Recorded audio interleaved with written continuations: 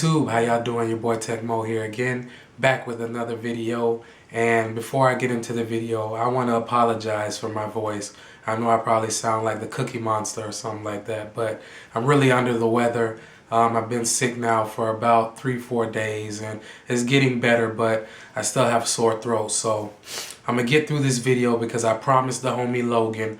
Logan asked me to do a review on the Xbox Elite controller, which I've had now for some months now. I said I would do the review and get it out this weekend, so I'm gonna do it. I don't know how old you're turning or when your birthday is, but salute to you, man. I know you've been around the channel for a while, and I appreciate your support. So Big Mo is gonna muscle through this and get to the review for you. And again, if your birthday has already happened, happy belated. If it's in the future, let me know. I'll shout you out. Happy birthday in the future. So you guys know my format.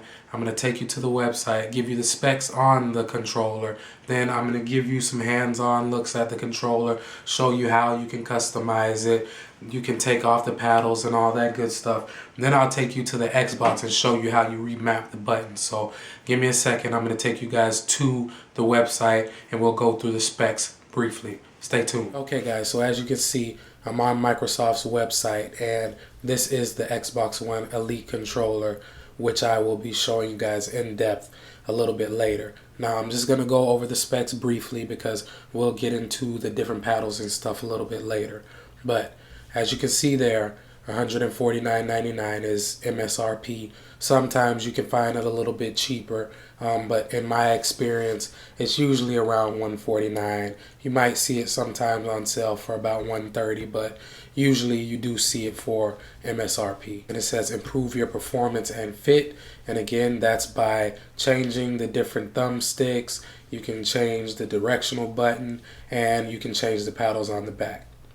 And it says here, control combinations and confidence. Fire faster with hair trigger locks, and I'll show you guys those later. But these are the switches for the hair trigger locks right here.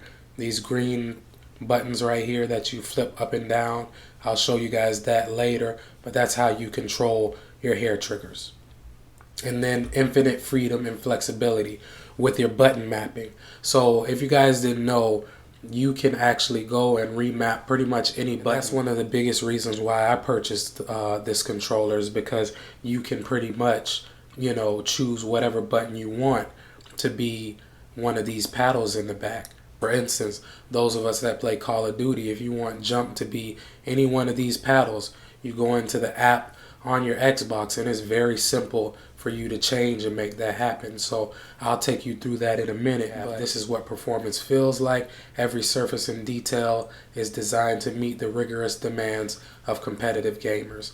And what that is talking about is, here you have on the grips, you have a material that is very comfortable in your hand, in my opinion, and it seems like it keeps me from sweating. You know, I usually have sweaty hands when I'm playing the game, but I really don't feel that when I'm using this controller. It doesn't feel like it's going to slip out of my hands. It really feels good in your hand.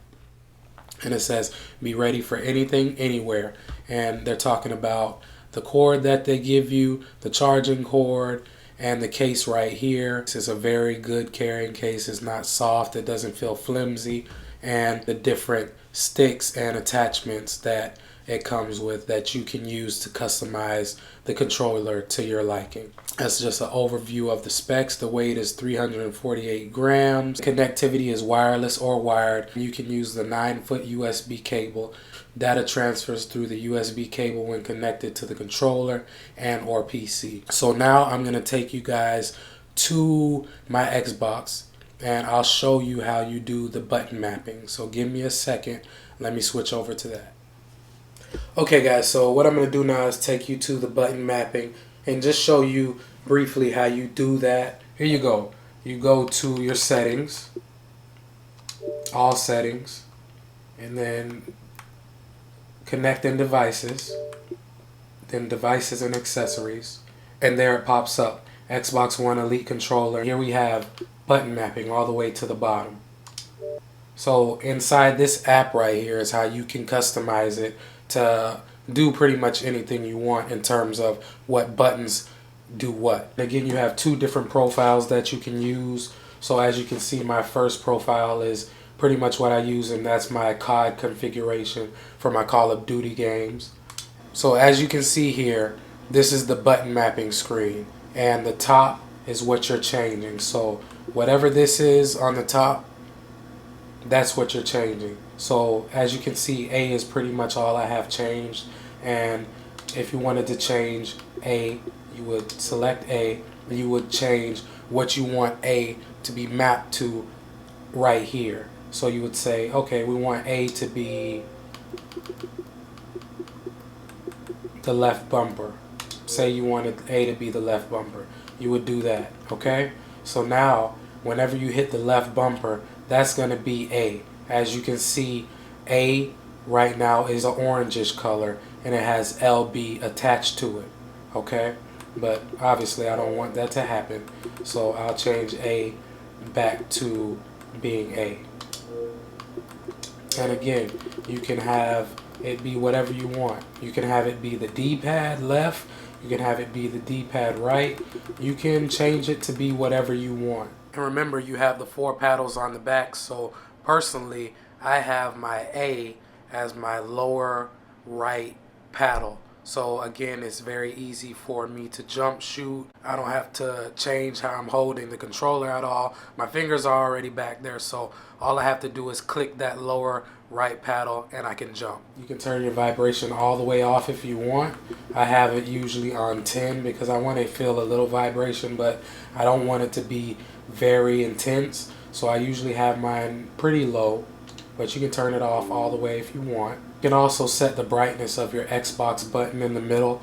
You can have it where it's all the way up, where it's pretty bright, or you can put it halfway, or you can turn it all the way off. So it's up to you. It doesn't really bother me when it's bright, so I usually leave it alone. But for those of you that want to conserve some battery, I mean, you can turn it off or turn it down. I'm pretty sure that'll help you with your battery life.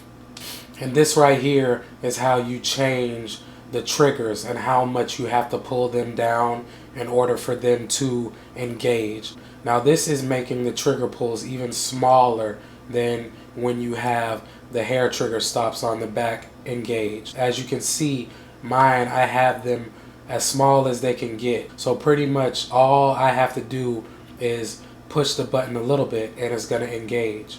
I barely push the button and they're engaged. As you can see there, as soon as I touch the left trigger, it's engaging. I don't have to pull the trigger all the way down. All I do is apply a little pressure and it's gonna fire. And the way that you change that is here on the left. You have 0 is where it starts, obviously, and then on the right is how you change the intensity. So now that's about half. So once you pull it about halfway, it'll be engaged. If you pull it all the way down to 100%, obviously you're going to have to pull. The range of motion is going to be 100% for you to get it all the way engaged. So obviously, to give yourself an edge, you would have it be the smallest. So again, I'll take you back to how I have it. 0 and 1, and again, all I have to do is barely press it and it's fully engaged.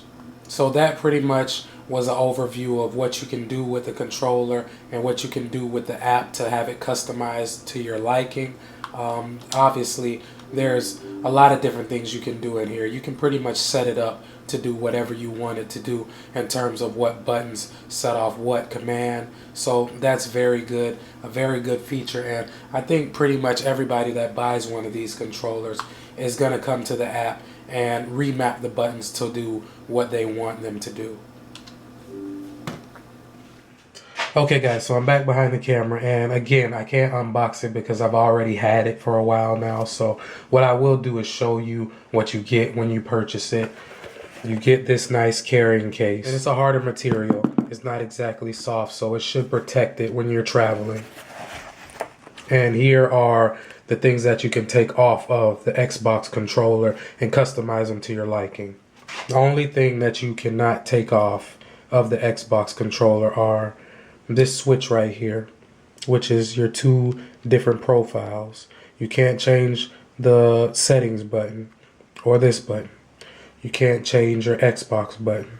and you can't change A, B, Y, or X. But everything else you can pop off besides these up here and this. Okay, you can pop off your dome stick, and you can choose which one you want to put there. You can pop this off. You can pop this off. And then on the back, you can choose which ones you want. Right now, I don't use all four. All I'm using right now is one, and that's for jump when I'm playing Call of Duty. I was using two on this side, jump and slide, but I really don't need the slide because I've changed my layout on the Xbox to where this is slide right here. So when I push this down, I can slide. So I'm already using this to aim. So if I need to slide, I just hold that down, slide, and then have my jump on the back. So jump shooting and slide shooting is not very hard with that setup. But you have 4 slots if you want to use all 4. And it's very easy to take these off. All you do is pull it to the side and they snap right out. And then this is your hair trigger stops. This is if you want a long pull. This is if you want it to be shortened. So that is with it off. Is off. When it's up, that means it's off. So you have to pull it down the normal range to make it activate. And then when you put it down, when you click it down, it's about half. So it does give you a lot less range of motion to have it engage. And you have that on both sides. You can't do it for these top 2, but these are buttons. Similar to the A, B, Y, and X. They're just, you know, in a different form factor. But it does help out on these right here because you have to actually push them down a certain amount for them to engage. Just in case you want to see me put one of them on, it's very simple. All you do is put it into place and you're ready to go. I mean, it's really simple, really easy, user-friendly design, and I really like it. And to take it off, you just pull it towards the middle and you take them off. So it's really simple. Like I said, I love it. It's easy. It's really hard for you to mess up because they've made it so user-friendly that you really have to like try to put it in the opposite side or something in order to get it wrong. But typically use the traditional ones. I'll have just the regular one on there. And sometimes I'll switch out and have a domed one on here. Just because sometimes it's easier for my thumb to stick onto the domed one. But again, you have different options to try out. And I always keep this one on, the directional button. I just like the way that one feels. But again, it's easy for you to switch out if you just want the regular one. Take it off.